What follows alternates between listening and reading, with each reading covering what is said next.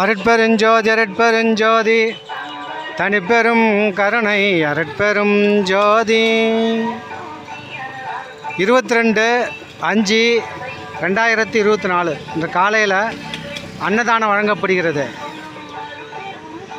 சின்னசேலம் சிதம்பர ராமலிங்க வள்ளலார் ஜீவகாருண்ய அன்னதான அறக்கட்டளை மூலமாக அன்னதானம் வழங்கப்படுகிறது. எல்லா உயிர்களும் இன்புற்று வாழ்க, வள்ளல் மலரடி வாழ்க வாழ்க.